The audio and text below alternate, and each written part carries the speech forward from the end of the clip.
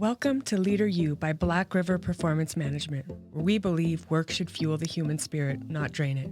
In this leadership podcast, we will dive into the lived experiences of people flourishing in today's workplace and beyond.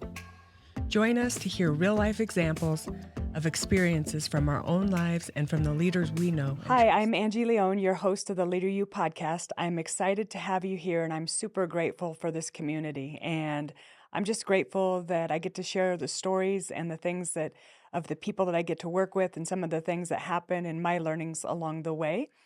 And this week, I wanted to share a story that happened to me. Well, it was actually last week. I was doing a workshop, and in a lot of the workshops that I do and I'm facilitating, people are learning a lot about themselves.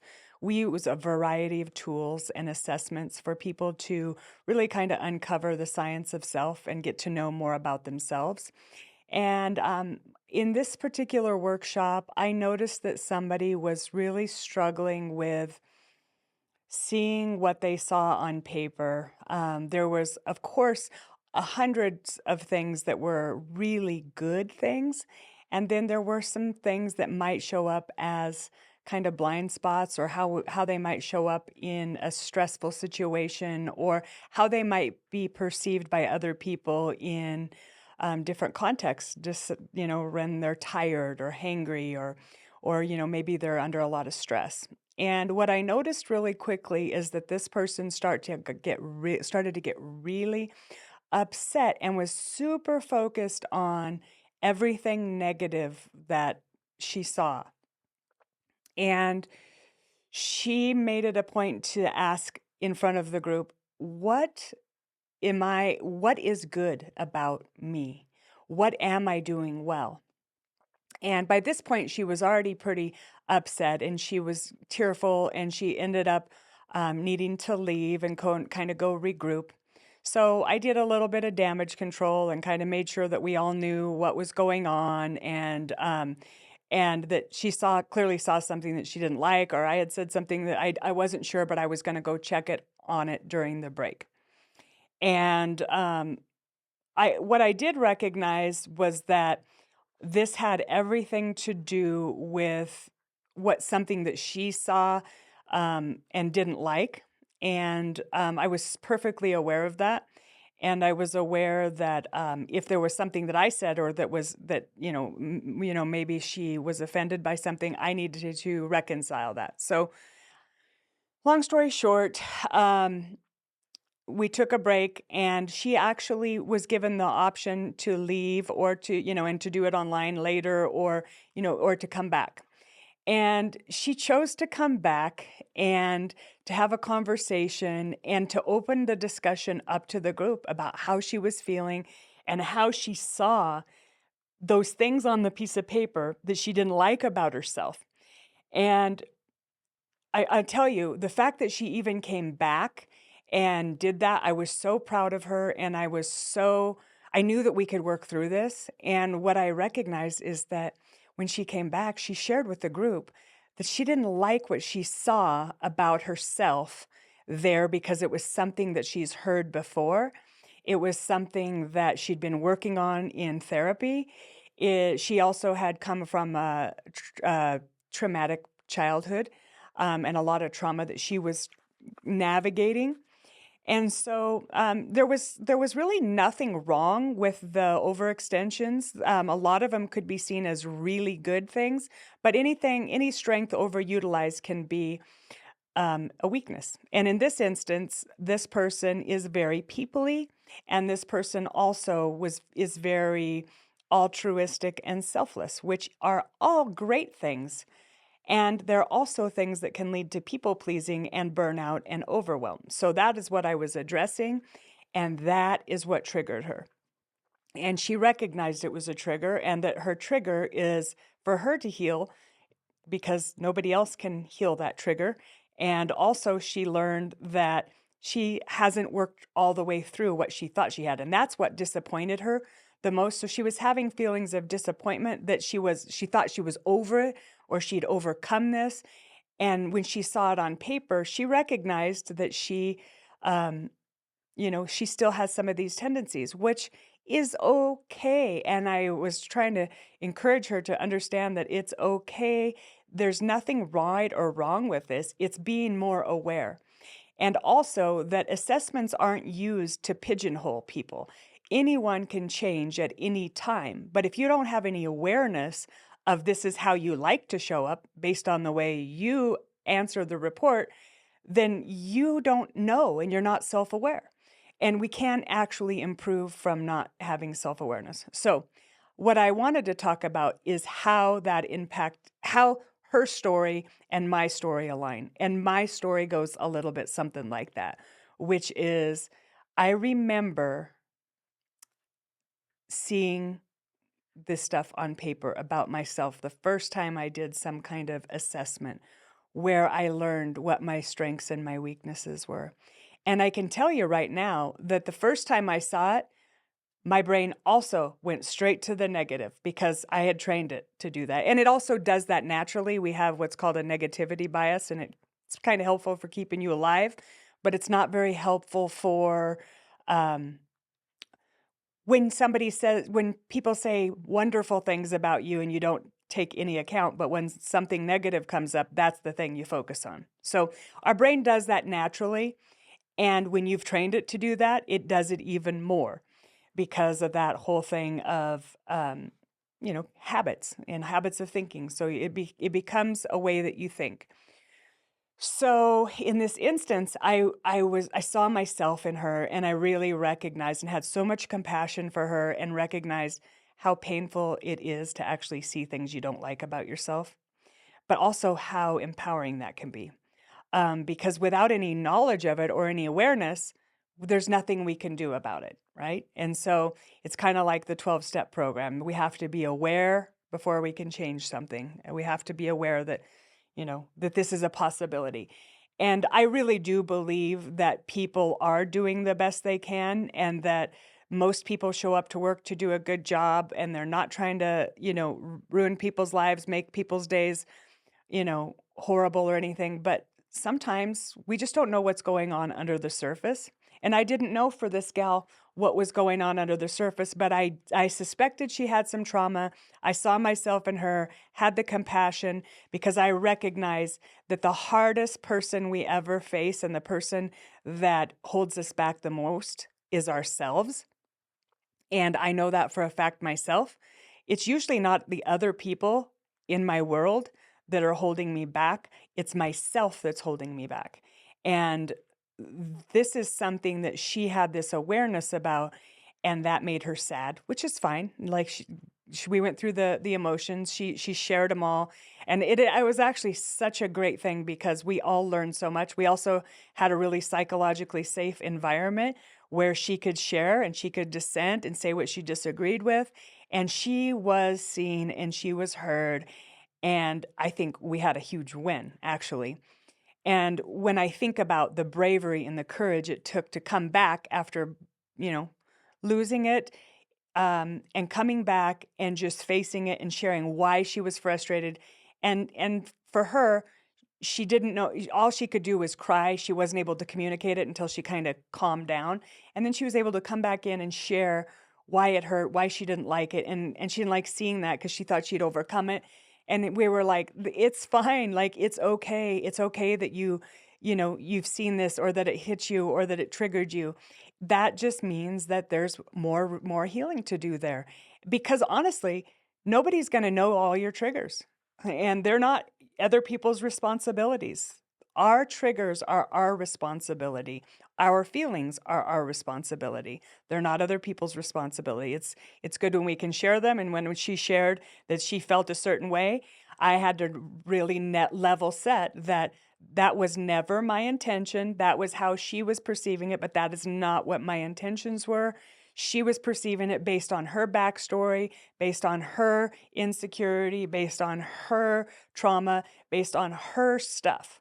And all I could do was help her feel safe, help her feel seen, help her feel heard, and also acknowledge the fact that it took a pretty brave, kind of a badass to actually come back into that room and to show up after she'd been crying and really see that group and have everybody see her, it was such a win. I called my husband and I was like, this happened. And there's been other times where I've actually seen it happen where the person actually just sees something that they don't like and they'll literally just defend or deflect. Or I actually had somebody one time say during an emotional intelligence training, well, I must be an emotional retard then.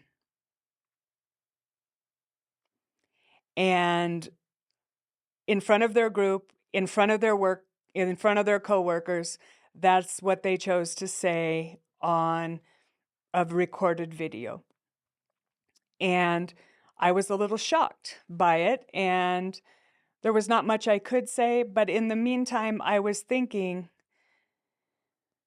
how am I going to navigate this? How am I going to facilitate? How am I going to recover from this? But really, there was nothing for me to recover. What happened was that person didn't like something about themselves, and that has nothing to do with me. That has everything to do with their inability to see their strengths and their ability to see what their possible weaknesses are. And clearly, if you can't see it on a piece of paper, you're probably not very good at getting feedback from your boss or from a significant other or from a friend. And that's what the lessons that I took away was that this person that was in this workshop had been doing the work, and she was upset that she kind of went backwards. And I explained that is how it actually works. We move forward and sometimes we go back. Sometimes we have to move back to move forward, and to not expect perfection, and to know that it's a journey. It's not about perfection. It's about progress and continually trying to move forward and be a little bit better, and not competing or comparing to anyone else, but comparing yourself to where you were yesterday and how could I show up? Because all of our strengths, if they are overutilized, like being a peoply person, for example, I could be to the point where I talk too much and don't listen. So we all have strengths that can be overextensions, or can show up to harm us in negative ways when we're really tired or really stressed. And I think we have to be able to give other people grace and recognize that, maybe they're just doing the best they can in this moment. And for this gal that was in the moment, she was literally doing the best she could. And the way she advocated for herself and came back in, it was what I live for. And I was really grateful. So I hope that the story about facing yourself and facing not only the good things, but some of the things to improve upon, that those are things that you will be open to, because there is no opportunity for growth if you think that you're, nailing it 100% of the time. None of us are nailing it all the time, and it's a progressive journey on becoming better and learning, how to be better than yourself than you were yesterday, or whether that's in the physical realm, the spiritual realm, or your emotional realm, whichever areas of your life that you're trying to improve upon, hopefully all of them throughout the year. I recognize that the biggest obstacle is usually us. And just because you've freed yourself from a circumstance or have grieved something does not mean that it will completely go away, and you won't get waves of emotions that will still come by at the most unexpected times. And in her case, it was at work and in a workshop, and that was embarrassing for her. But actually, I think we turned it into a really good situation. And I can resonate with that. I remember times when I used to bottle my feelings up. And there was a time that I was working in the operating room, and I noticed that my preceptor was trying to throw me under the bus in a way, um, by telling me I didn't know how to load my needle driver. And everything I would do, they would redo it and tell me I wasn't doing it right. I wasn't passing it right. So then I got so flustered that I couldn't actually pass the instruments. And then they were calling for other instruments. And then I started to get in this frenzy and just panic to the point where I couldn't even think about what instrument was which. And I remember just not being so upset that I waited till the case was over, but then I remember being out in the hallway just scrubbing at the scrub sink and just crying and just scrubbing, and my instructor comes by while I'm scrubbing my hands getting ready for the next case, and she's like, "Are you okay?" And I was so mad, but I couldn't stop crying because I was so frustrated and I didn't know how to get it all out and say what I needed to. But but really, it came from just being fearful and not being able to speak my mind or say what I needed to say. And it was really helpful that my instructor came and I was able to share that because it actually helped me calm down and get back to a place where I could think in the next case. And actually, after I cried it out and got it all out, then I was actually able to go into that next case and try to do better and recover and recognize that even though that person, because after the case, one of the surgeons came out to me and said, "Hey, I recognized what happened to you, and I saw that your preceptor was not being very friendly to you, and they weren't helping you, and that was very fast. And both of us are fast surgeons. There was two of them going at the same time."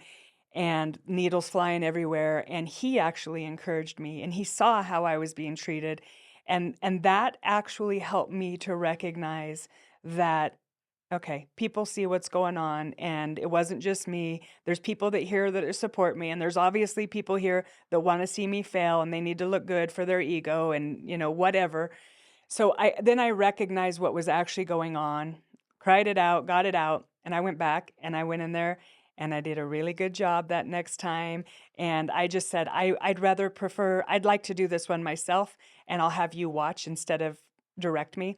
And I was able to pull it off. And after the case, the surgeon was really proud of me, and I was proud of me, and my instructor was proud of me that, I recovered well. It's okay. Sometimes um, life sets us back. People try to throw you under the bus. Things don't turn out the way you want them to turn out, or somebody triggers you, whatever. It's all good. Use it to learn. And in that same workshop this week, there was somebody that was fully participating and loving everything she was learning, and she was giving me so much additional information. In fact, we're still in touch since I did the workshop, and she gave me some really good feedback. And she gave me this one piece of feedback that I want to leave with you today, which is instead of the mindset of I either win or I lose, which is what many people think, black and white thinking, either a winner or a loser. What about if you think I either win or I learn? So any failure is an opportunity to learn. And I think when you turn your failure into an opportunity to learn, that is when you start to see it as not a failure at all. It's a learning opportunity. That's how we generally learn more from our mistakes than we do from the things we did well. In fact, I guarantee if you wake yourself up in the middle of the night, you're thinking about your most cringiest thing that you've done. You're never waking up in the middle of the night thinking, remember that time I was so awesome and I did that one thing and I was like, I nailed it, or I scored that point, or I nailed that interview. You never wake up in the middle of the night thinking about how awesome you are. You wake up thinking about the most cringiest thing you did or said or wish you hadn't said, and so that's something to be really mindful of, paying attention to how your brain works, and that you can control that. You can recognize that it's happening, and you can recognize that it's okay to feel the feelings, to let them pass through you, and to not bottle them up. Get them out, whether you get them out on paper or you verbalize them with somebody that you trust. Get them out of you and let them flow, and then recognize it as an opportunity for learning and for growth, and don't beat yourself up. So that's my message for you today. You either win or you learn, and there's no shame in when you have a breakdown. You didn't lose it. You had a human moment, and we all have them. And so try not to beat yourself up or be too embarrassed about the fact that you got upset or you got triggered or whatever. I think the key is that you go back and you circle back with that person and you try to find where you were miscommunicating with. And you find out that that person's intentions weren't to trigger you. They had nothing to do with you, most likely. You weren't even in their thoughts. They were doing whatever they were doing, and you got triggered.